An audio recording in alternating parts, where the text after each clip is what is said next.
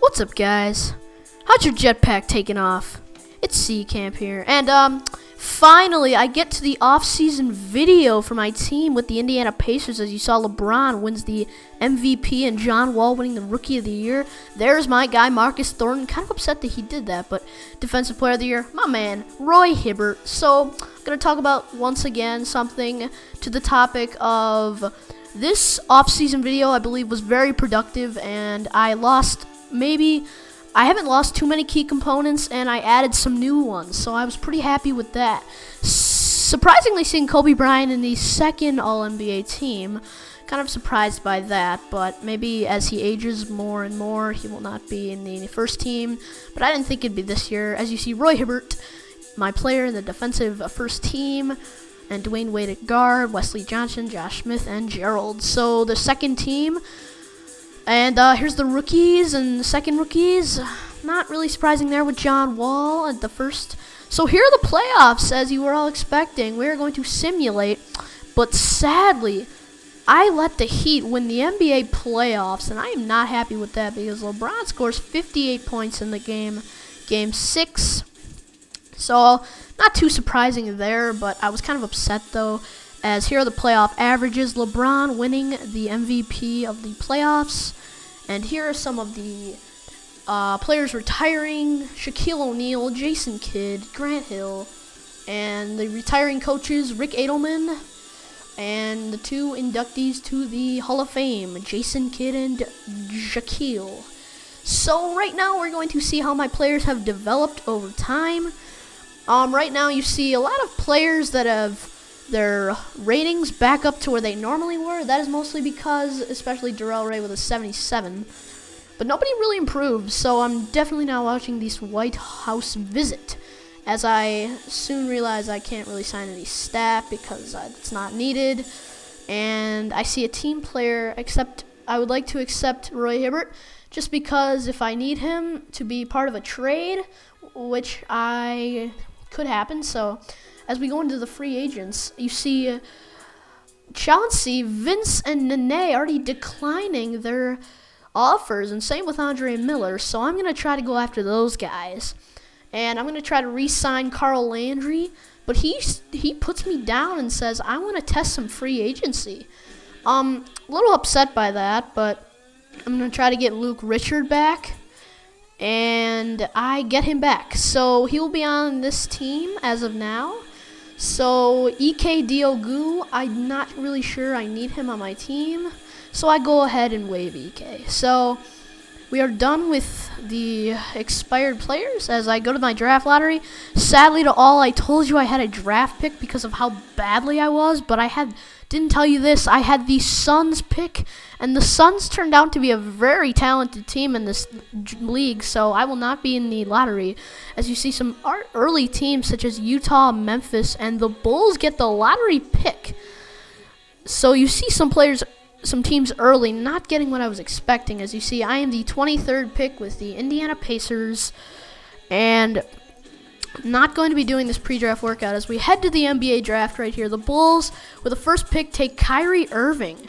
You know, with Derrick Rose, kind of unexpected right there. I thought you would go for somebody more of a center. And Derrick Williams and Jared are gone already, and Terrence Jones. So the first trade was pretty monumental, but I get the second pick in Andre Blatch for Roy Hibbert. I may have given too much up for Roy Hibbert right there, but I do get the 6th pick because I want someone that with a lot of trade value that could fulfill and go deep with our team with a lot of trade value. I look at this pick because I don't want it to get a quick pick right here. As I look at the former picks, and I scroll down here and see the top 5 pick, Perry Jones, who I scouted a lot last year. And I am going to be getting Perry Jones on this Indiana Pacers team. Looking at some of his other plays and inside defense, he's an A+ in many items here. So I go with Perry Jones in the draft. So I'm pretty excited with Perry as I see this next trade right here. Dante Jones in a first-round pick, the 13th, for Darrell in the 23rd. as I accept this trade, basically getting rid of somebody who doesn't want to be on my team, and Darrell Wright, as I get back my old team player Dante. So I have to get the 13th pick right here. And this was a pretty long pick for me, but I just cut it to where I get the player.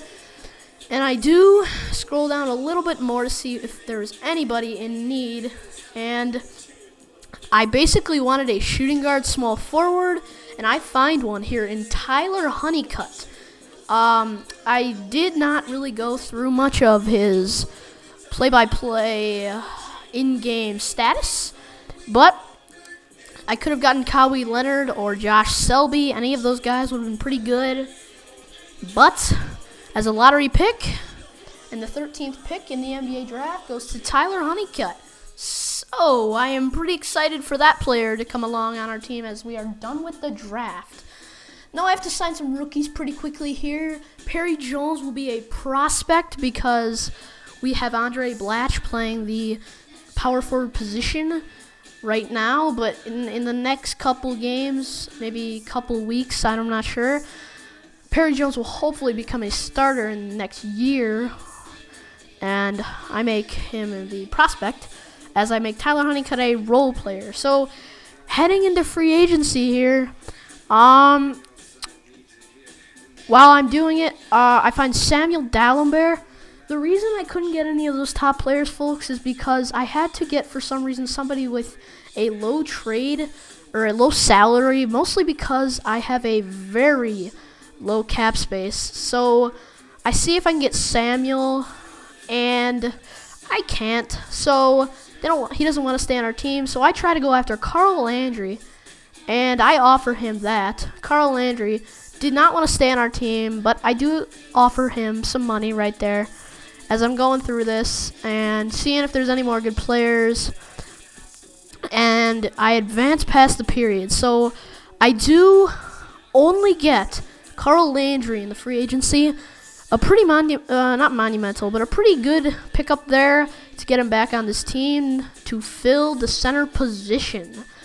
Pretty excited because I have over 75 overall players, with my backcourt being the same, and all over 80. So over this year, I'm going to see if I can get my team chemistry back up so I can get these players to get their normal ratings back. And as I try to find a training camp here, I go with big man defense, and I really want to improve Perry Jones overall as a player. So I choose Perry Jones to work on his big man defense, and he improves to a 69 overall with lots of improvements there. And we head into the minutes and roles, I guess you could say. Dante Jones is our 6th man, along with Mba Amute for now, with Perry Jones at the power forward. And I am very sorry, but I will not be downloading a second-year draft class. I would like to, but it will not let me because of some skewed PSN offline stuff, so I can't get that. As I see Perry Jones, a 5-star trade value, an A+ potential. That is going to be very helpful in some trades if I want to. But here's the next big trade, as you see right now, by getting back to Perry, but we'll get back to him later as I talk about this trade quickly. Trying to get Thaddeus Young and CJ Leslie for Mba Amute, Drew Gooden, and James Posey. And it takes me a while to figure this one out, trying not to give up my first-round pick. But the only way to get Thaddeus as another 6-man without Luke is basically to give up my first-round pick as I get Thaddeus on our team. Pretty excited with that, too. And Thaddeus Young will not be happy. I have had some very unhappy players, such as Darrell Wright, that have not been happy when I do not make them a starting position. So getting into the schedule, San Antonio coming up next. Thanks for watching all. More vids will come to you soon. See ya.